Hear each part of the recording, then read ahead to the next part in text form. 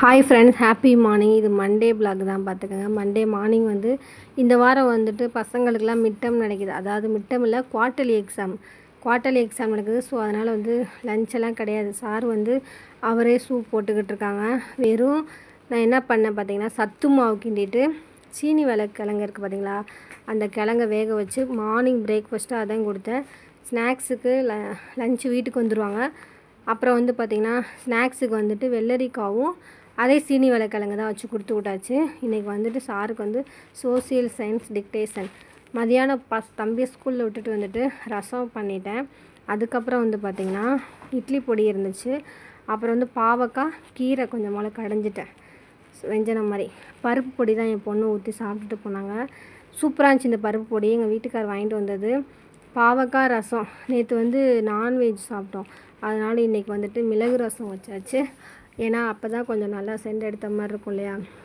அதனால் ஒரு நாள் தாங்க துணி துவைக்கலை, அதுங்குள்ள எவ்வளோ துணி சேர்ந்துருச்சு. இதில் இவங்க பிறந்த நாளுக்கு போட்ட ட்ரெஸ்ஸு, என் ஹஸ்பண்ட் ஊருக்கு போயிட்டு கொண்டு வந்த ட்ரெஸ்ஸு, அதை தனியாக துவைக்க, இதை தனியாக துவைக்க சரியாக இருக்குது வேலை. பழைய மற்ற ட்ரெஸ்ஸெல்லாம் வாஷிங் மிஷினில் போட்டாச்சு. எனக்கு என்னமோ அந்த கிண்ணத்தில் வச்சு கொஞ்சமாக இந்த குழந்தைங்களுக்கு ஊட்டுவாங்க இல்லையா, அந்த மாதிரி சாப்பிட்டா தான் ரொம்ப பிடிக்குது.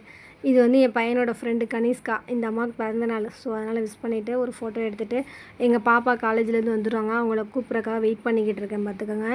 4:30 மணி இருக்கும்னு நினைக்கிறேன். அப்புறம் வந்து பக்கத்தில் வந்துட்டு தம்பிக்கு வந்து பேஸ்கெட் பால் இருக்குது. ஸோ அதனால் அவர் வந்து 3:45க்கு அவருக்கு ஸ்கூலில் விட்டுட்டு பாப்பாவை போய் பஸ் ஸ்டாண்டில் பிக்கப் பண்ணிவிட்டு 1 hour வந்து பிரேக்கு. வீட்டுக்கு போயிட்டு வந்தால் லேட் ஆயிரும்னு சொல்லிட்டு பக்கத்துலேயே ஒரு பார்க் இருக்குது. இந்த பார்க்குக்கு எங்கள் பாப்பா ரொம்ப நாளாக போகணும்னு சொன்னாங்க. அதுக்கு இப்போ தான் டைம் இருந்துச்சு. சரி ஓகே, அந்தான்னு டைம் ஓடிடும் இல்லையா.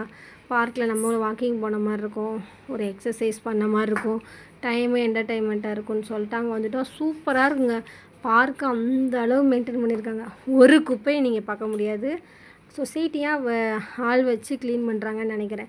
இந்த கூழாங்கல்லாம் பாருங்களேன், நல்லா சார்ஃபாக இருக்குது, நடக்கவே முடியல.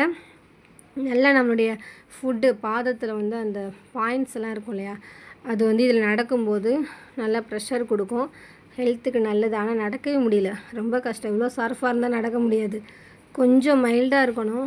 ஏன் இப்படி போட்டிருக்காங்கன்னே தெரில. எனக்கு தெரிஞ்சு யாருமே நடக்கலை. இந்த இவ்வளோ பெரிய வாக்கிங்கில் நானும் என் பொண்ணு மட்டும்தான் நடந்தோம், வேறு யாருமே இதை யூஸ் பண்ணல. புல்லெல்லாம் பார்த்திங்கன்னா க்ரீன் கலரில் அழகாக இருக்குது, சூப்பராக இருந்துச்சு. காற்று வேறு ஜிலு ஜிலுன்னு அடிக்குது. அப்புறம் வந்து பார்த்திங்கன்னா இந்த பார்க்கில் வந்துட்டு இந்த மாதிரி உட்கார்ற பிளேஸ் எனக்கு ரொம்ப பிடிக்கும். அங்கே உட்காந்துட்டு பசங்க விளையாடுறது, நிறைய பேர் போகிறது, வாக்கிங் பண்ணுறது, கேர்ள்ஸுக்கெல்லாம் நிறைய ஆக்டிவிட்டீஸில் ஒர்க் பண்ணுறது இருக்குது பார்த்திங்களா. அதெல்லாம் பார்த்துக்கிட்டு ரசிச்சுக்கிட்டு இருந்தோம் நானும் என் பொண்ணும்.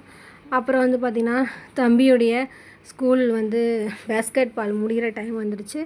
சரின்னு சொல்லிட்டு அங்கேருந்து 2-3 ஃபோட்டோஸ் எடுத்துகிட்டு கிளம்பிட்டு தம்பியை பிக்கப் பண்ணிவிட்டு வீட்டுக்கு வந்துட்டோம்.